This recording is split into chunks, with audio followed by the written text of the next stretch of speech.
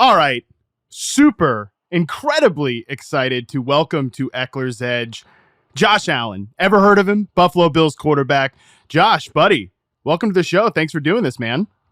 Thanks for having me on. I'm excited. I've been seeing you guys' podcast kind of blowing up here recently, so glad to get on. Yeah, man. This is year 2 for us. Year 2. You know, we had your tight end on last year, Dawson, right? He's the best, man. Great personality, man. Great personality. So glad we get to get you on this year, man. Before we get going, you're here, you know, with My Cause, My Cleats, correct? And Gillette. Yes, sir. I want to jump into what we got going on. If you could give us a laydown of the collaboration. Yeah, I mean, you know as well as I do, My Cause, My Cleats, kind of a newer initiative in the last few years that the NFL's expanded on, letting guys wear something on their feet that they care about. It's a cause, a foundation, organization that means something to them. This year, got to partner with Gillette, and they found an artist for me. His name is Joshua Videz. Designed my cleats. Got, you know, very much. They killed him. They're freaking awesome, and they're matching the donation. Or when these cleats are able to be auctioned off on NFL.com/auctions, Gillette's going to match that auction price. So hopefully people go and auction or bid on these cleats because they're going to be fantastic. I can't tell you much about them, but we'll see Thursday night. Okay. So there's a little anticipation there. You go out and do your thing in some game worn cleats then. Or wait, are you gonna wear them for the game or just one? Oh yeah. No, I'm wearing them for the game. Absolutely. That's what's up. And is the foundation selected yet? Yeah. So it's the Oshai Children's Hospital, which is obviously a children's hospital in the Western New York area. And my grandmother passed away a few years ago, and Bills fans started donating $17 to this hospital. And fast forward a few years later, a few $1 million raised. Wow. We now have the Patricia Allen Fund, the Patricia Allen wing at Oshai Children's Hospital. So again, these cleats go straight on, you know, everything that's raised, all the proceeds benefit the Patricia Allen Fund and these kids and families and the staff there that are in dire need of support. So it's something that's near and dear to my heart, something that's going to link me to Buffalo and Oshai Children's Hospital forever. And it's fun to find new ways to raise money and incorporate that in my life. So I can't thank Gillette for, enough for helping me incorporate this and finding a brand that, you know, cares about the community that I'm involved in as well. Heck yeah, man. Heck yeah. That's what it's about. Using the platform, man, to go beyond just playing on the field. So, shout out to you for getting on that. Yeah, make sure you check them out. And I mean, we already know there's going to be millions of people watching you, not only because you're a stud, but because, you know, like we talk about on this podcast, you're on their fantasy teams as well. So let's dive into a little bit. Have you had any interest, any connection in the fantasy football space? Yeah, so we play for pride here in Buffalo. There's a few of us that have played every year since I've been here. I've typically had some success. This year, not so much. Ooh. Oh no. I think I'm 2-9 at this point. Just a tough year for the boy. You know, I had some guys go down with injuries, which again, part of the game. I had the first pick overall, and I messed up by not drafting, you know, Austin here. You drafted yourself. I tried to play it smart. I was doing all these mock drafts. I was listening to what all these insiders had, like, oh, Josh is going to be in like the second or third, like, which is fine. They draft quarterbacks at high. Understanding that who I'm playing with, like, I'm playing with teammates, a couple of guys on the training staff, a couple strength staff guys. Like, someone was going to pick me in the first round. I should have known that and understood that. Stupid me. I deserve it. Hey, now you know. When you have an opportunity, you always take yourself first. Hey, that's the only thing you can bet on. As far as, you know, that's the only thing that you're out there and you can control. You know? I messed up, man. Now I know. Now you know.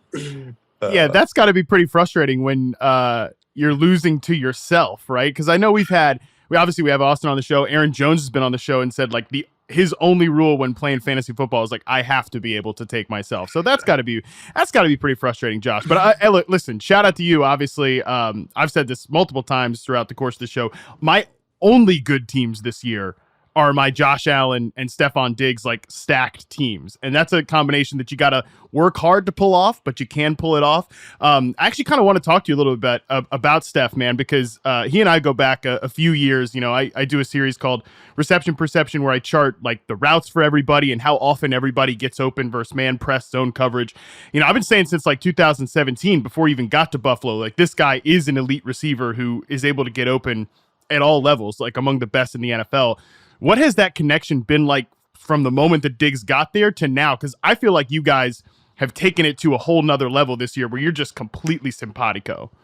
Yeah, I think we complement each other so well, and I think it started day one when he got to our organization here. The level of trust that we had with each other, the way that we were able to talk and communicate. He free balls a little bit when he's on the field, but so do I. So the connection that we have is just like, all right, like I'm not going to give you a depth on this route. Like I don't care if you're at 7, I don't care if you're at 12. I'm going to look your way. You go get open. Like that's what it is. So I tell him he's got 2 rules. He's got to get open and catch the ball, and that's it. And he loves that. It's freed him up. It's made him very flexible and how to run routes, when to run them. But again, the dude just constantly gets open. He makes it easy for me to trust somebody when it's one-on-one coverage outside. Like I know where I'm going here, and he's going to win for me, and he does it constantly. Yeah, man. That's funny. Just speaking on that, we Coach Lombardi, our offensive coordinator, calls that he's like, we got guideline guys where it's like you got to get to depth, get that thing, and then we have these other guys that if you have the chemistry and the quarterback's okay with it, we're okay with it, and it takes time to build that up, and you got to have some trust in one another. So it's hard to get, but when you get it, like we've seen, man, it's a thing of beauty.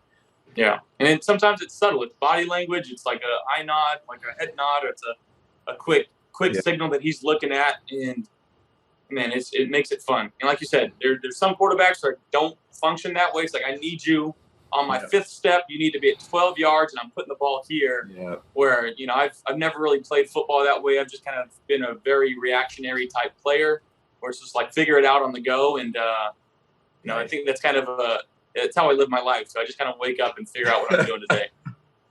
Love it, man.